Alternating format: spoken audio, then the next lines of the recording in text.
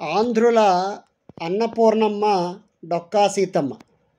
ఈమె కులం మతం చూడకుండా ఆకలైన వారికి అన్నం పెట్టినటువంటి గొప్ప దాత డొక్కా సీతమ్మ. ఈమె చిన్నతనంలోనే తల్లిని కోల్పోయింది. లంకల గన్నవరానికి చెందిన డొక్కా జగ్గనను వివాహం చేసుకున్నారు.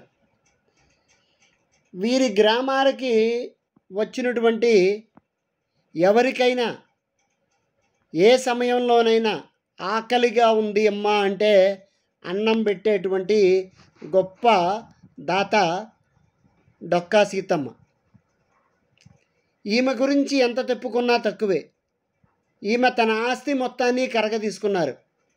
చివరికి వండడానికి బియ్యం కూడా లేని సమయంలో తన భర్త గారైనటువంటి జగ్గన్న గారు తమ భూమిని దున్నుతూ ఉంటే బంగారపు లంక బిందె దొరికింది. తిరిగి దానితో అన్నదానం ప్రారంభించారు.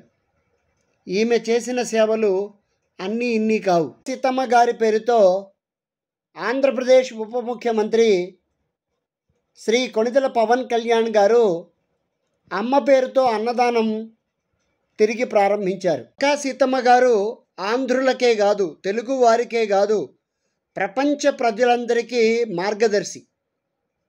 మరి ఈ రోజుల్లో కొత్త కోడళ్ళు అత్తగారి క్రింద పని చేయాలి అంటే విలన్లలాగా నటిస్తున్నారు.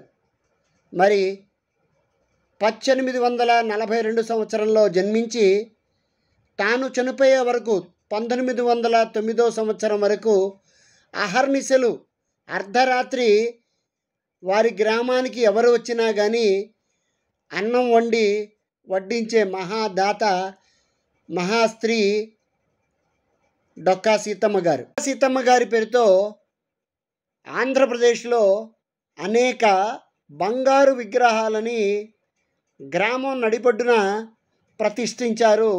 అది ఆంధ్రులకు ఉన్నటువంటి మరి పెద్దవారిని గుర్తుపెట్టుకోవాలి, వారి సేవలను గుర్తించాలి, వారిని ఆదర్శంగా తీసుకోవాలనేటువంటి జిజ్ఞాస ఆంధ్రుల్లో అంత గొప్పగా ఉంటుంది. ఆంధ్రుల అన్నపూర్ణమ్మ డొక్కా సీతమ్మ.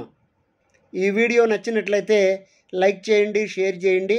మీరు 360 రోజులు 65 రోజులు అన్నం తింటారు. కనీసం 3 రోజులు కానీ 6 రోజులు కానీ నలుగురికి అన్నం పెట్టండి.